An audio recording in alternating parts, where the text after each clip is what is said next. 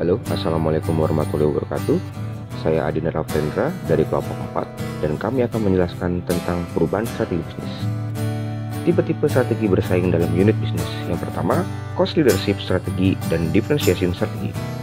Strategi ini dapat dicapai dengan syarat tertentu dan perlu mencari secara kontinu pengurang harga dari seluruh aspek bisnis terkait dengan strategi distribusi yang mampu menyediakan distribusi produk seluas mungkin.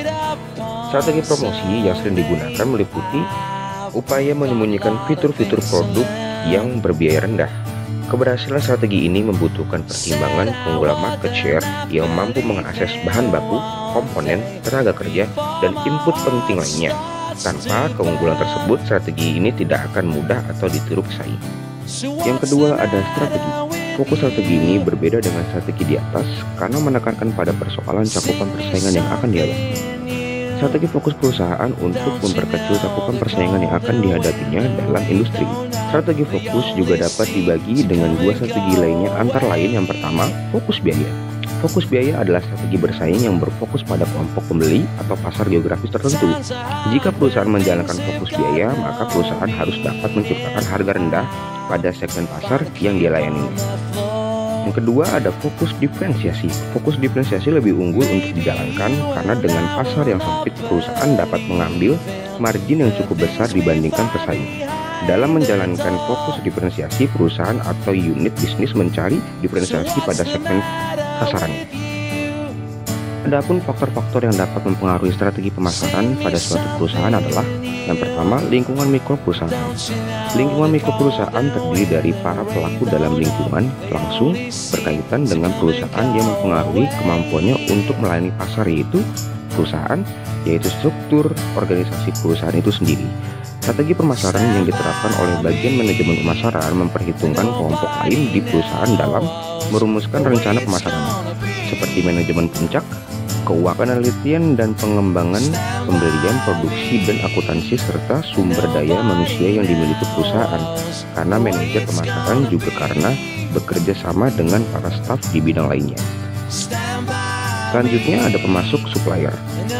Para pemasok adalah perusahaan-perusahaan dan individu yang menyediakan sumber daya yang dibutuhkan oleh perusahaan dan para pesaing untuk memproduksi barang atau jasa tertentu.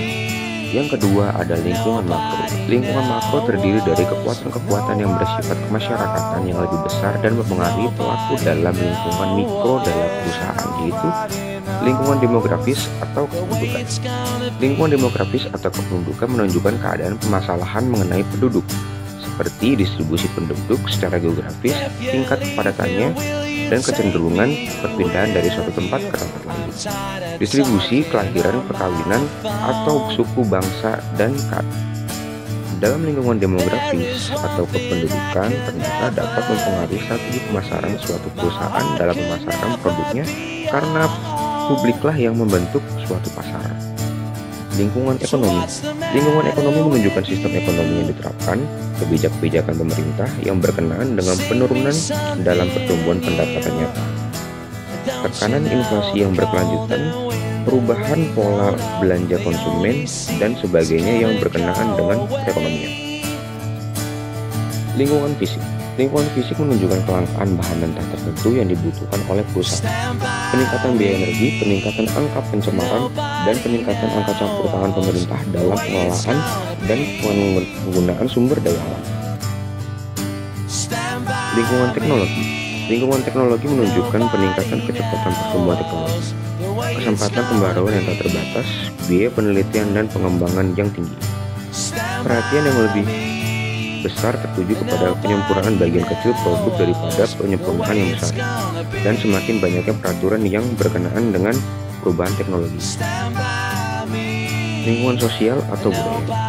Lingkungan ini menunjukkan keadaan tertentu suatu kelompok masyarakat mengenai aturan kehidupan, norma-norma dan nilai-nilai yang berlaku dalam masyarakat, pandangan masyarakat dan lain sebagainya yang merumuskan hubungan antara sesama masyarakat dan lainnya. Kesimpulan dari presentasi di atas adalah strategi dalam bisnis memainkan peran yang sama dengan strategi dalam permainan catur. Jika para pemain catur mampu membangun pohon keputusan yang lengkap pada permainan catur, maka mereka akan mampu mengoptimalisasikan setiap langkah mereka terhadap langkah yang akan dilakukan oleh lawan lain pada setiap tahap permainan. Begitu pula dengan strategi dalam berbisnis akan sangat menentukan perkembangan dan kelangsungan hidup bisnis tersebut. Adapun penentuan strategi bersaing hendaknya dilakukan dengan mempertimbangkan kepada besar dan posisi masing-masing perusahaan dalam pasar. Stand by me, and nobody knows the way it's gonna be. Stand by me, and nobody knows the way it's gonna be.